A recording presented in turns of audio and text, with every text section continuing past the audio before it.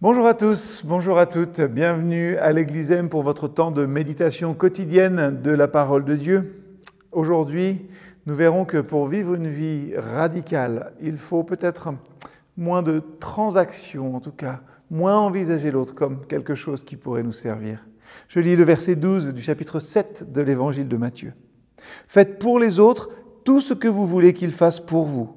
C'est là ce qu'enseignent les livres de la loi de Moïse et des prophètes. » Alors, en tant que parent d'une collégienne, et je pense que la plupart des parents seront d'accord avec moi, eh bien, je découvre que la préadolescence et l'adolescence sont des périodes compliquées.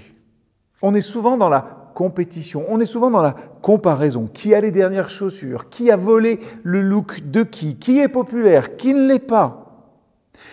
Les enfants, finalement, nos enfants, sont piégés dans un jeu où ils se demandent constamment s'ils font partie des gens cool ou s'ils sont en dehors de tout ça. Alors on pourrait blâmer leur âge et invoquer l'immaturité, mais nous, les adultes, nous sommes souvent aussi coupables qu'eux. Les gens recherchent souvent ceux qui ont le plus de succès, ceux qui sont peut-être le plus attirants, et ils s'identifient à eux parce que cela leur fait se sentir mieux dans leur propre image. Nous faisons des flatteries, nous nous flattons, on fait jouer nos relations dans l'espoir de faire avancer nos carrières.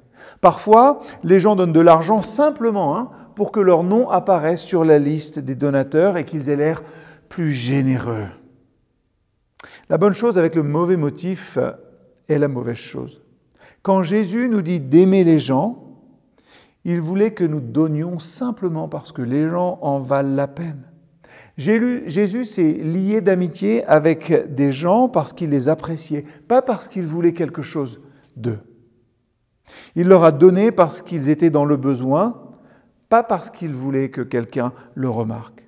Il savait que l'amour, le vrai, a pour but d'élever les autres pour qu'ils s'épanouissent, pas pour que nous soyons, nous, bien vus dans le processus.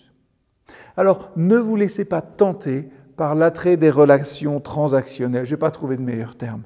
Dieu s'est approché de nous, les bras grands ouverts, sans rien demander en retour, afin que nous puissions montrer ce même amour aux personnes qui nous entourent. Alors, peut-être un temps d'introspection aujourd'hui. Regardez en vous-même et peut-être dites-vous, mais qui autour de moi est-ce que je traite comme quelqu'un qui peut m'apporter quelque chose? Avec qui suis-je dans une relation un petit peu transactionnelle? Vaste travail aussi, et que le Seigneur vous accompagne dans ceci.